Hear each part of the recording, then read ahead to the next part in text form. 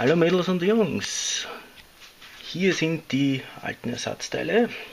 Der Benzinhahn, der hier, schlecht zu sehen, kann, fokussiere, einen Riss hatte und daher nicht hier oben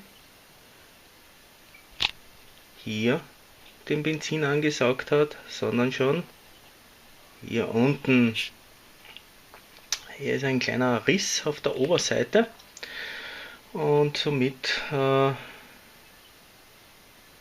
er nicht erst, wenn man auf Reserve umgeschalten hat, den Benzin von Reserve genommen, sondern auch schon in der Normalstellung. Außerdem ist auch der Tankverschluss zum Aufschrauben und dahinter sitzt eine Metallscheibe mit einer Ausnehmung und dahinter, die drückt auf eine Gummischeibe und die Gummischeibe ist auch schon sehr schlecht, also lässt sich auch nicht mehr voll absperren.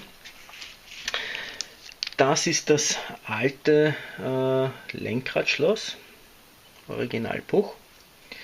Das bekommt man nur heraus, indem man die Gabel herausnimmt, also aus das Lenkkopflager herausnimmt und die Gabel aus dem Gabelkopf herauszieht. Und hier ist ein Sicherungsbolzen und den muss man muss das Schloss herausschlagen und damit ist der Sicherungsbolzen kaputt. Da steht normalerweise ein Stück heraus. Ja, und das ist das Schloss vom Topcase. Es ist zwar ein günstiges Topcase, hier ist der Verschluss drauf, den habe ich heruntergeschliffen und dann auf aufs originale Sitzbankschloss gelegt und diese Ausnehmung nachgemacht. Und dieses Schloss ist dann mit einer Klammer hineingemacht und steht um so viel heraus.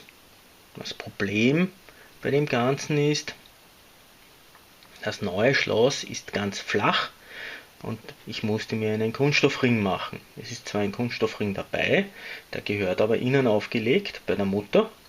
Da ist keine Klammer so wie hier dabei, sondern eine Mutter, damit wird es festgeschraubt und die schneidet man in der Hälfte auseinander. Den einen Teil legt man außen hin, den anderen Teil innen. Und dieses Lenkradschloss hat einen kleineren Bolzen als die neuen Modelle und die neuen Modelle hat einen stärkeren Bolzen. Jetzt muss man diesen Bolzen beim neuen Schloss rund abschleifen. Denn Ausbohren bringt nichts, denn man muss einmal am Gabelkopf das ausbohren und einmal in der Gabel das ausbohren. Und ich zeige euch jetzt dann am Moped, wie das ausschaut. Hier seht ihr den neuen Benzinhahn. Jetzt ist er abgesperrt. Nach unten ist normal und nach hinten ist Reserve. Mit dieser Schraube wird der angeschraubt. Der hat auf einer Seite beim Tank ein Rechtsgewinde und hier draußen hat ein Linksgewinde und dazwischen liegt ein Kunststoffdichtungsring und indem man den anschraubt, schraubt man den Benzinhahn an den Tank ran und das wird beim Festschrauben dicht durch den Dichtring. Dann das Schloss ist hier nur mit einem kleinen Aluniete gesichert, wird normalerweise hineingedrückt, verdreht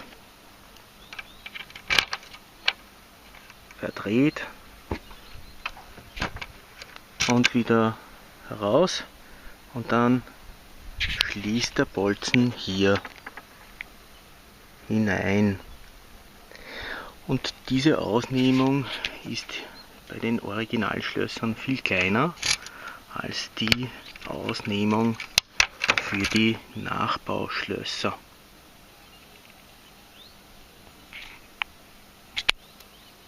Dafür hat der Originalschlüssel natürlich auch das Puch-Emblem drauf. Ja, und das Sitzbankschloss, das normalerweise hier hinten in einer Sitzbank drinnen sitzt und das Aufklappen verhindern soll, habe ich hier eingebaut. Hier sieht man, das Schloss ist steht nicht so weit heraus wie das originale Schloss vom Topcase. Dafür habe ich diesen Kunststoffring beigelegt und wenn man aufmacht, hat man hier den Originalverschluss, den man dann etwas zurückbiegen muss, damit er in diesen Verschlussmechanismus hinein kann. Und dieses Schloss wird mit dieser großen Mutter gesichert. Und hier ist der andere Teil des Kunststoffringes, den ich auseinandergeschnitten habe.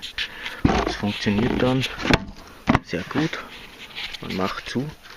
Zusätzlich sind 2 Klammern zur Sicherung, sperrt ab und damit ist das Topcase verschlossen. So, und das war's auch schon. Somit habe ich bei der Buch einen Schlüssel für Topcase und für das Lenkradschloss, was eigentlich einzigartig ist, und musste nicht extra das Schloss vom Topcase bestellen.